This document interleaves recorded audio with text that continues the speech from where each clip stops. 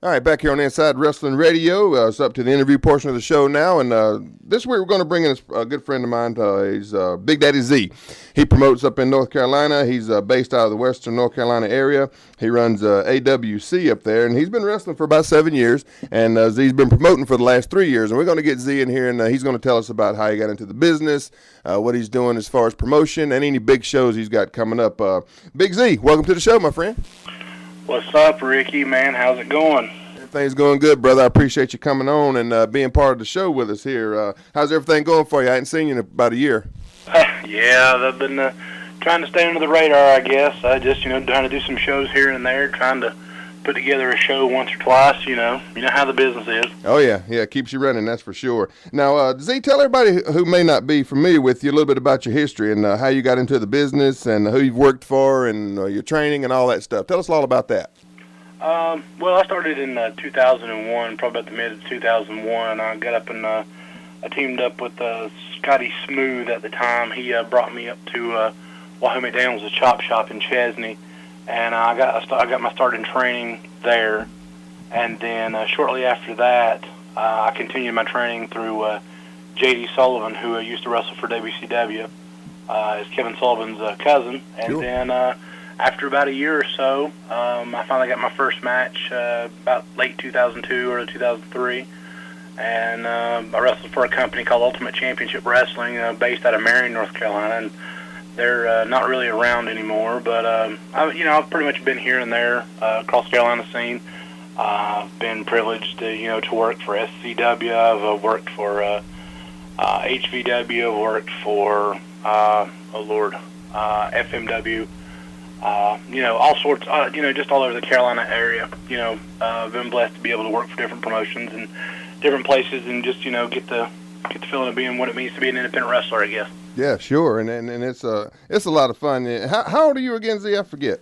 I just turned 27. Okay, so you still a young man, and you've done a lot in these last 7 years. Now, tell me again, who was responsible for your training? Who'd you get in with as far as the training aspect of it? Well, like I said, I started with Scotty Smooth, who at the time he was working with Michael Adrian under the Elite Swingers Incorporated gimmick they had going. Sure, on. at Wildside. Yeah. And then shortly after that, I started training under J.D. Sullivan, who had wrestled in the NWA WCW, kind of right around that time frame of that deal. And he was supposed to be, like I said, he's supposed to be Kevin Sullivan's cousin. And, he'd been in the business for a few years anyway, and super nice guy. He trained me, the old school way, which I'm a firm believer in. Anybody that ever gets trained in this business should be trained the old school way, to pay your dues. Sure. Instead of just, getting in the business, training 6 months and then boom, you get a belt 3 months later. Absolutely. So I'm a stickler for old school, and, like I said, I've trained for about a year, putting them taking down rings and stuff, and once I finally got done, I got in there and got my first match, got squashed in 5 minutes. So, so wrestling is definitely, something you got to work at and improve on every day. So. Sure, absolutely. Yeah, my very first in-ring match, I got squashed in about 30 seconds, and I went under to Johnny Dollar to a power slam. So that was my first foray into the wrestling business. We got some good dealings with Johnny Dollar, don't we? Yeah, oh yeah, Johnny, the infamous Johnny Dollar, man. I don't think we have a long enough show to put on for that incident. So that's for sure. Now, Z, and anybody who don't know Z, in my opinion, is one of the greatest guys around here. Just a super nice, friendly guy.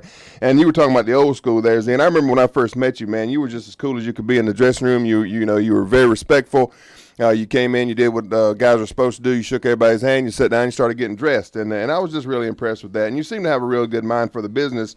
And to that end, you got into promotion in the last 3 years, and what drew you into want to actually promote shows instead of just being a worker? Because I've been in this business 20 plus years, and believe me, brother, I have never had the desire to run or promote a show. So how did you get into that part of it, and why did you want to do that? I've always had a desire to, ever since I was younger, people have always told me, oh, you got leadership qualities, you got leadership skills, you got this, that, and I thought, well, people have always been telling me you got a great mind for the business, just like you said, very respectful for the business, and wanted to bring a concept of wrestling back that really kind of was lost, especially, after the olden days of wrestling, people just forgot about old school wrestling. So I started a company with Tom Williams and a lady by the name of Linda Ritchie. We started a company called UWA, which is a United Wrestling, United Wrestling Association, and we ran that for about a year together and stuff. And we kind of, we started breaking the mold around this area and really started doing some things that a lot of people just weren't doing. And of course, that was kind of my really first, touch in with promoting. And then as far as myself goes, I brought this idea to a friend of mine who she was really well off financially and said, hey, I'll back you, if this is something you're passionate about. And I said, yeah, it's something I want to do. So, she funded the money for a few months, to kind of really get us up and going. And, we started running pretty regularly, just about once a month. And, I've been putting shows on ever since then.